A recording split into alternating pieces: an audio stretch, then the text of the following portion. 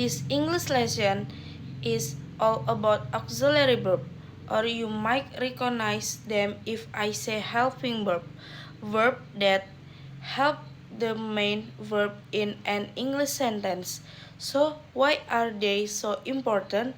Knowing a little more about auxiliary verb will help you to improve your English grammar because the relationship between an auxiliary verb and a main verb is very clear, plain, and simple in English. The auxiliary verb do, it is the simple tense. The auxiliary verb be, this is in the continuous tense. And the auxiliary verb have, this is in perfect tense. Now, before we do anything else this lesson, just stop for a moment and think about this. Because this information is golden. It is really valuable information as you are checking your writing after completing an IELTS exam or checking an email before you send it to your customer. This simple remains need to be in your mind. No, auxiliary verbs are a really interesting part of the English language. There is all a few things that you need to know about them. About grammar, about pronunciation, about writing, about speaking, so I won't make their things clear to your first. There are three main auxiliary verbs in English: do, be, and have. Modal verbs are also considered auxiliary verbs, but there are different grammar rules for modal verbs in this lesson. We are focusing on do, be, and have. The auxiliary verb can also be used as main verb. Number 1. She didn't do it. He is being annoying. I have had 3. And number 2, when you're using English verbs, whether it is a sentence with only a main verb or there is an auxiliary verb, they must agree with his subject. You need to choose the right verb from or for the subject in your sentence. He is leaving. They are leaving. I'm leaving. The auxiliary verb must match the main verb. Now, if you want to learn more about subject-verb agreement, then check out this video that I made about it right here. Number 3. Auxiliary verb in positive sentence are function for words, not content words. This means that they are usually understood when they are spoken. Understood words in English are often reduced or contracted when they are spoken out loud in English, so they can be difficult to hear. I'm shopping with my friends. He is talking his time. I have bought you some fruit. Now in negative sentence, auxiliary verbs are usually starts, but often they are contracted with not I didn't like it. We haven't been there yet. Notice that when the sentence is negative, you can contract the auxiliary verb with not, or you can also contract the auxiliary to the subject. We haven't been there yet. Learning how to contract auxiliary verb in English is instead going to make you sound more relaxed and natural when you speak. It is much more natural to say he is not coming or he isn't coming than he is not coming. Time to look at some explains starting with do. Do is the auxiliary verb used in the simple tense in English. Do and does in the present tense and did in the past tense in the future forms with will and going to. We use the infinitive form only. Do we eat fish on Fridays? They do not want to. He doesn't eat meat. Did you like it? Doesn't Paul know about it? I will do it later. She will do it first. Now take a moment to think about test examples and to think about what I mentioned and earlier.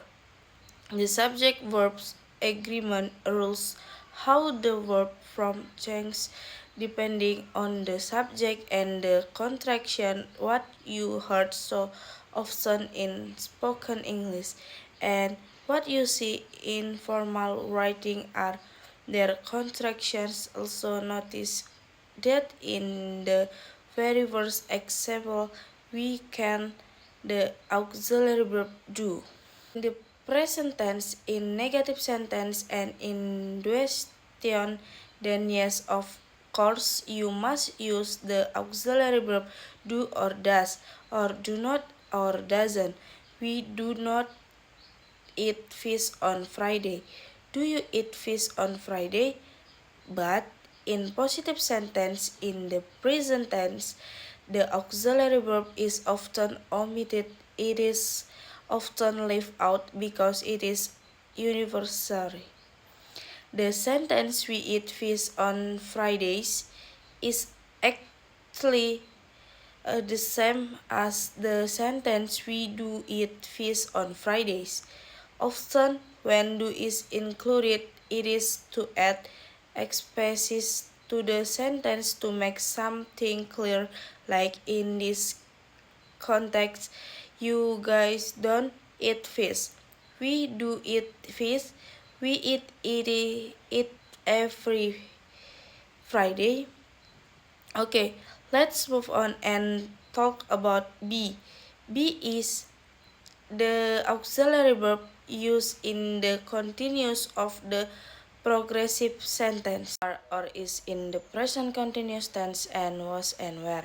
In the past continuous tense in the future form we only use the infinitive be. Of course, the main verb in the continuous tense is always using the ing form, but the be verb, the auxiliary verb, will always be there helping out. We are following your brother. I'm trying to call him now. It isn't raining at the moment. Is he bring his friends? Aren't we talking, Sarah? He will be presenting at 3 p.m. Will you be going to work today? Again, stop for a moment and have a laugh at this example. The subject verb agreement show how the verb form is always changing depending on subject, on the tense, and the contraction often is spoken English or informal writing. You will see this contraction. The be verb is also used as an auxiliary verb in the passive voice in sentence like I was given their minutes 3 minutes to finish, so it is not always with a verb things in the continuous form. Here the be verb is used with the main verb in the past participle form. Lastly, have. Have is the auxiliary verb used in the perfect tense. Have and has in the present perfect tense and had in the past perfect tense. In the future forms, we use the infinitive form only.